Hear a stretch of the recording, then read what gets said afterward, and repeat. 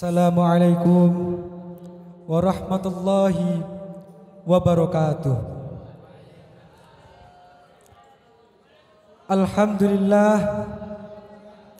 Alhamdulillahilladzi rafa'a min ibadihi man ikhtarah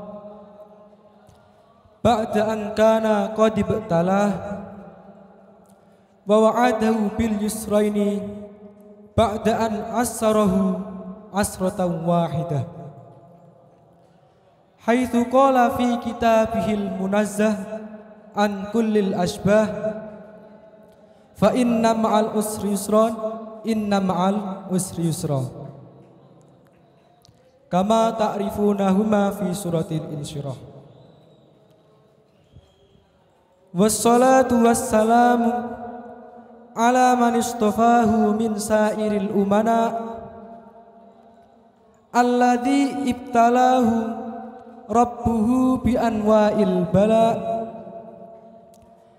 likay yakuna bidzalik akramal kurama sayyidina wa maulana Muhammadin khatamil mursalin wal anbiya wa alihil azkiya wa ashabihil atqiya. Amma ba'du. Yang kami takdimi panjenenganipun Romo Kiai Haji Muhammad Said Abdul Rahim, dan yang kami takdimi pula panjenenganipun Romo Kiai Haji Muhammad Ahdal Abdul Rahim beserta keluarga beliau yang senantiasa kami takdimi pula. Dan yang terhormat kepada seluruh kepengurusan Pondok Pesantren Mahatul Ulum Asyariyah, mulai dari kepengurusan pusat sampai kepengurusan rubat. Wabil khusus panjenenganipun Al Ustadz Riki Nuril Yahya selaku Ketua Rubat 3. Dan tentunya kepada segenap teman-teman seperjuangan dan kawan-kawan yang senantiasa mau meluangkan waktunya untuk mendengarkan petuah-petuah yang nanti akan kami bawakan. Hadirin sekalian yang dirahmati oleh Allah Subhanahu wa taala. Kita tahu bahwa emas merupakan barang yang sangat berharga sekali. Mengapa demikian? Karena hampir semua orang minat untuk meraih dan mendapatkannya. Mengapa demikian? Ya karena tadi, sehingga untuk meraihnya diperlukan adanya usaha-usaha yang keras dan kiat-kiat serta rintangan-rintangan yang harus dilewati. Hal ini tak jauh berbeda dengan ilmu. Kita tahu bahwa ilmu itu bagi orang yang menyadarinya merupakan hal yang lebih berharga daripada emas. Bagaimana mungkin tidak? Ilmu dapat mengantarkan seseorang yang menyadarinya, seseorang yang memilikinya pada kebahagiaan yang tidak hanya bersifat sementara, tapi kebahagiaan yang bersifat hakiki dan abadi, tahu selamanya. Kendati demikian, sangat wajar sekali karena ilmu itu merupakan barang yang sangat berharga dan tiada tandingannya, maka untuk meraihnya, untuk mendapatkannya diperlukan adanya usaha-usaha dan adanya rintangan-rintangan yang senantiasa akan diujikan oleh Allah bagi mereka para penuntut ilmu. Tujuannya apa? Tujuannya agar Allah memperlihatkan siapa yang benar-benar mencari ilmu dan siapa yang mencari ilmunya itu hanya sekedar mencari-mencari saja, hanya sekedar taat peraturan atau apa, enggak. Nah, ujian-ujian yang dirasakan oleh pesantri, oleh kita para santri dalam mencari ilmu itu sangat banyak sekali. Enggak bisa dihitung pakai jari, saking banyaknya. Tapi mungkin kami akan membawakan ujian yang mungkin sering dialami oleh santri. Di antara lain mengenai sulitnya perekonomian. Memang hal ini itu menjadi problem bagi sebagian di antara kita.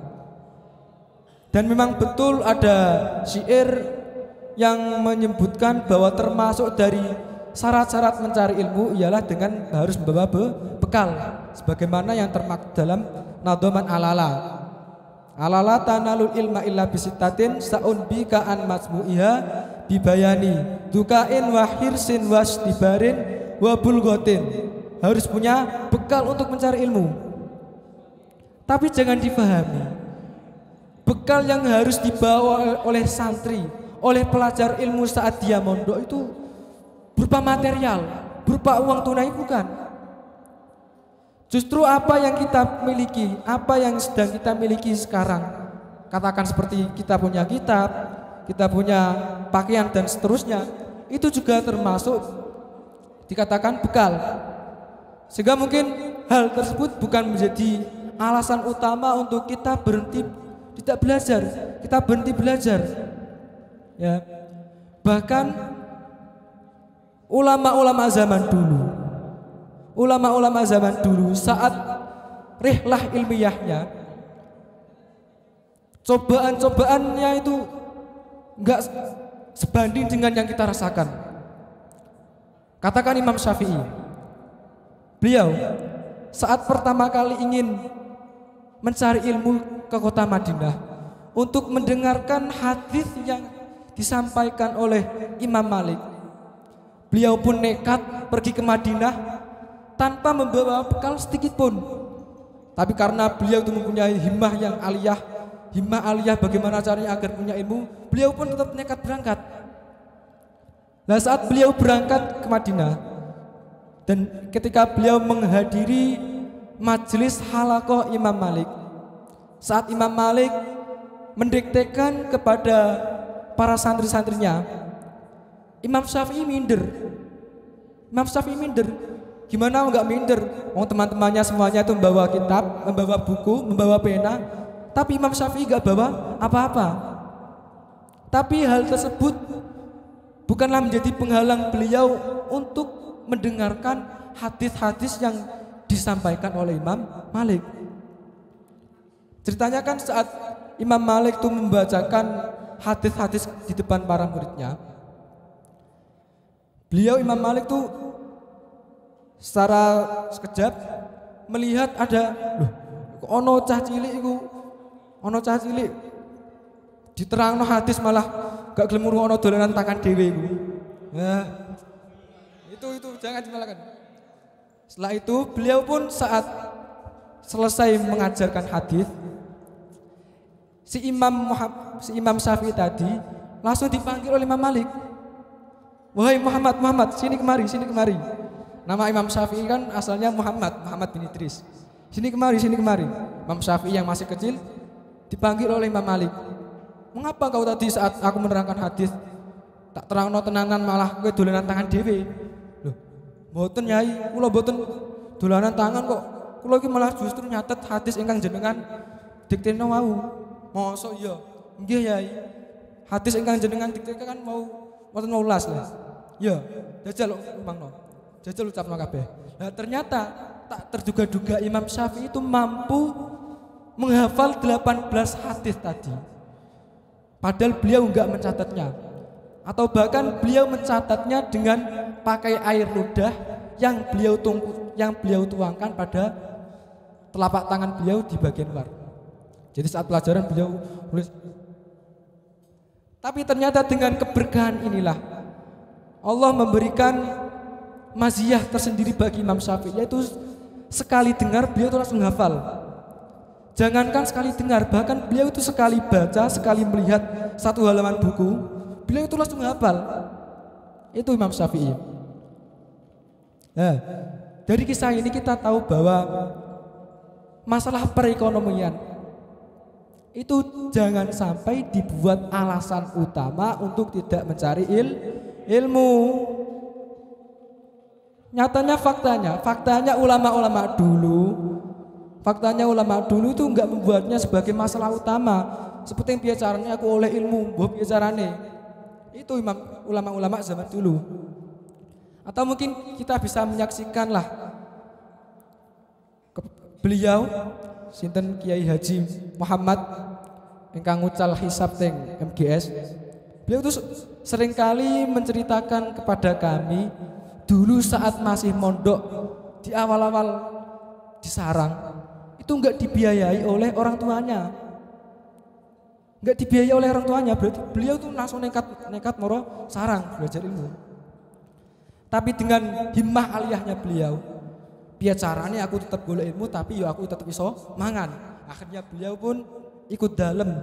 Beliau meladeni masayah-masayah yang sudah sepuh seperti Kiai Haji Muid dan lain sebagainya.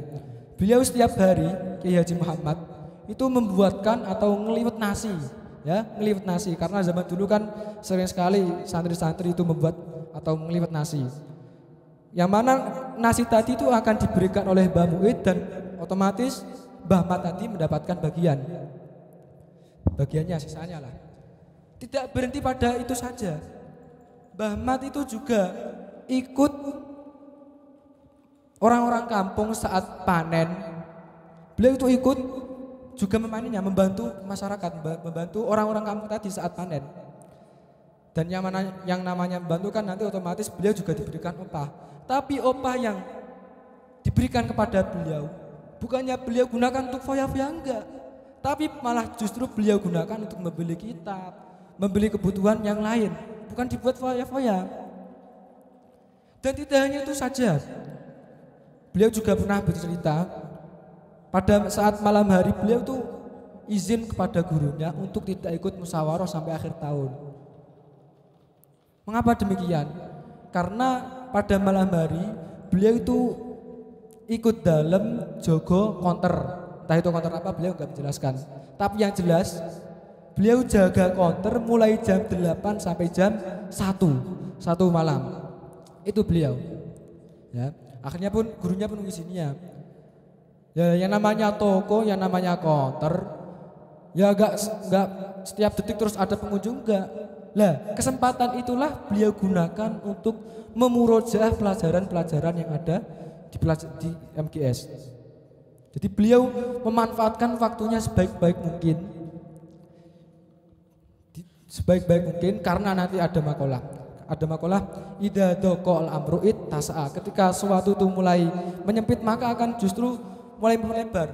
Begitu pula keadaan seseorang itu mulai menyempit maka kecerdasan itu akan mulai muncul, dan itu yang dialami oleh beliau Mbah Mat. Dan mungkin cukuplah 2 kisah di atas tadi mungkin sebagai motivasi bagi kita untuk jangan sampai menjadikan ekonomi sebagai masalah utama untuk mencari ilmu, ya, mencari ilmu. Bahkan ya, kalau seorang santri itu belajarnya memang benar-benar sungguh-sungguh, otomatis nanti Allah akan memberikan rizki. Sudah ditanggung rizkinya santri, asal sampean yakin. Karena kan idil fatah hasbati qadirufi wa kullu man lam ya'taqid lam yantafi. Itu. Cobaan yang kedua ialah masalah mengenai proses saat kita belajar. Saat kita belajar kitab-kitab di MGS atau di DKH dan yang sebagainya. Kan Allah memberikan kefahaman bagi manusia, bagi hambanya kan bukan meratakan semua, enggak diratakan semua. Jadi ada mereka yang kefahamannya itu rendah, ada mereka yang kefahamannya itu rendah, ya, ada mereka yang kefahamannya itu rendah. Tapi bukan berarti rendahnya hafalan, enggak paham-paham. Aku diterangno guru ora paham-paham cah. itu jangan sampai membuat kita putus asa untuk senantiasa mencari ilmu. Ya, karena ada hadis qudsi, Allah berfirman, ana inda mukasiril qalbi. Aku akan senantiasa bersama mereka yang hatinya merasa gelisah. Lah orang yang merasa gelisah karena ilmunya itu akan mendapatkan janjian seperti tadi, akan dijanjikan oleh Allah, yaitu senantiasa disertai oleh Allah. Al-Kisah, dulu Imam Bukhari, dulu ada seorang ulama yang memang notabene-nya akalnya itu sangat rendah sekali. Dia dibandingkan temannya itu akalnya yang paling rendah, paling detail dewe. Akhirnya beliau pun minder, akhirnya beliau kena mental. Kalau kena mental, beliau saat itu terus izin kepada kiainya untuk boyong karena karena beliau itu gampangnya putus asa. Setelah itu, saat beliau itu sudah diizini oleh gurunya untuk boyong, saat perjalanan pulang, ternyata hujan mengguyur bumi pada saat itu. Hujan mengguyur bumi. Akhirnya beliau pun mencari tempat teduhan dan beliau menemukan tempat teduhan berupa gua yang sangat besar. Beliau pun berteduh ke dalamnya. Lah saat beliau berteduh ke dalamnya, beliau mulai mengamati apa yang ada di dalam isi gua tersebut. Saat beliau itu mulai pengamatannya, beliau menemukan ada batu yang cekung, terus terkena tetesan air secara terus-menerus. Tes. Beliau pun mulai berpikir, wong matu sing ngono wae, iso cekung hanya mergo tetesan banyu sing terus-terus. Mosok utekku sing atose ora koyo watu ora iso nampa ilmu cah. Beliau mempunyai pemikiran seperti itu. Sehingga dengan pemikiran tersebut beliau termotivasi, terbangun, tergugah untuk kembali bersungguh-sungguh dalam belajar lagi. Akhirnya pun beliau kembali ke madrasahnya, sowan kepada yainya, kula ya mboten sios boyong yai, terus ngene-ngene beliau menceritakan semua kejadiannya. Dan lambat tahun kemudian beliau menjadi seorang alim ulama yang hafal ribuan hadis. Bukan hanya 1 atau 20 atau berapa, tapi ribuan hadis beliau hafalkan. Beliau mampu menghafalkannya. Beliau juga mempunyai kitab syarah yang monumental, yaitu kitab Fathul Bari, merupakan syarah dari Sahih Bukhari yang dikomentari oleh ulama la hijrata ba'dal fathi. Sudah enggak perlu baca kitab lain setelah membaca kitab Fathul Bari. Mengapa demikian? Karena Fathul Bari itu menjelaskan isi dari hadis Sahih Bukhari, yang mana kita tahu sendiri bahwa kitab hadis Sahih Bukhari merupakan ashahul kutub ba'dal Quran. Makanya komentarnya ulama itu atau pujiannya sedemikian rupa. Dan ternyata dibalik kita tahu sendiri bahwa dibalik kejayaan beliau dalam menghafalkan ribuan hadis dan memiliki karya sehebat itu ada kisah menarik, yaitu seperti tadi. Ya. Dan pada akhirnya kita tahu bahwa di balik satu kesukaran akan ada 2 kemudahan. Sebagaimana yang tersirat dalam firman Allah, fa inna ma'al usri yusran, inna ma'al usri yusra. Di balik satu kesukaran akan ada 2 kemudahan, akan ada 2 kebahagiaan. Nah, mungkin cukup sekian dari kami, dan tentunya ada ahwal dan akwal kami yang kurang berkenan di hati, kami memohon minta maaf sebesar-besarnya. Wabillahi taufiq wal hidayah, waridho wal inayah. Wassalamualaikum warahmatullahi wabarakatuh.